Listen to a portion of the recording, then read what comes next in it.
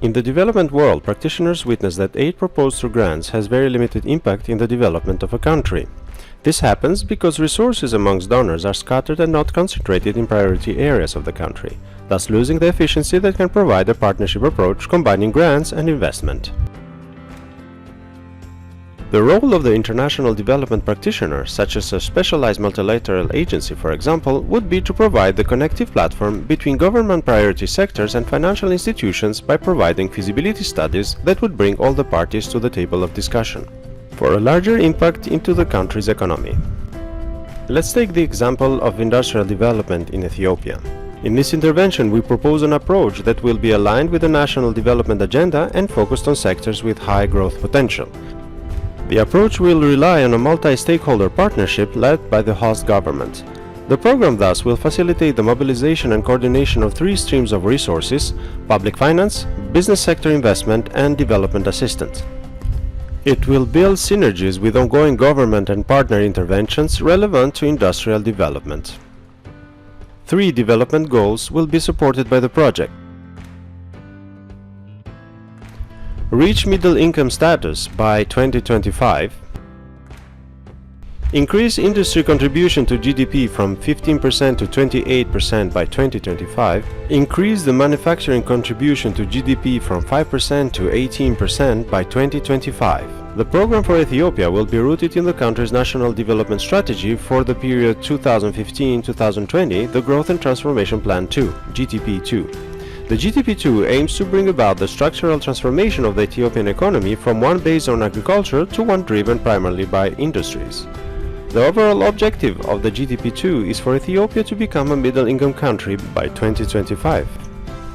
The program for Ethiopia will thus support the government in implementing the GTP2 and achieving its industrial development goals through the development of light manufacturing and industrial zones as vehicles for accelerating industrialization.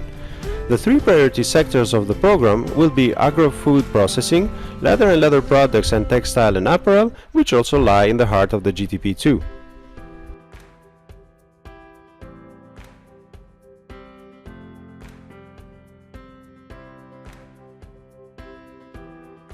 The program will facilitate the mobilization and coordination of three streams of resources: public finance, business sector investment, and development assistance. The overall objective of the GTP2 is for Ethiopia to become a middle-income country by 2025. The host government will play a leading role in the mobilization of resources for the implementation of the program. This will be done in part through the direct allocation of its own resources and in part through loans, for example for industrial infrastructure development. Such public finance under the program will help to mobilize additional private investment.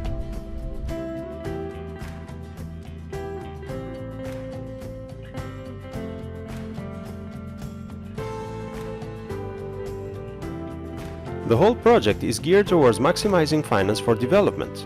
Let's take within the program the case of an integrated agro-industrial park. The integrated agro-industrial park will focus on adding value to locally sourced agricultural products and will address constraints for private sector development. The park will provide large and medium-scale firms with industrial land, access to infrastructure and utilities, as well as business.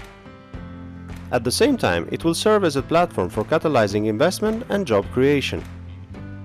The specialized agency will act as a platform and honest broker by providing feasibility studies and master plans, as well as detailed engineering plans for the parties to consider financing.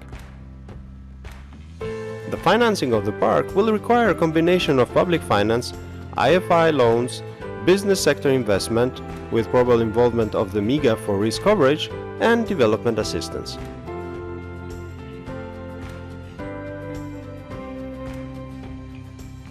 Thank you for your kind attention.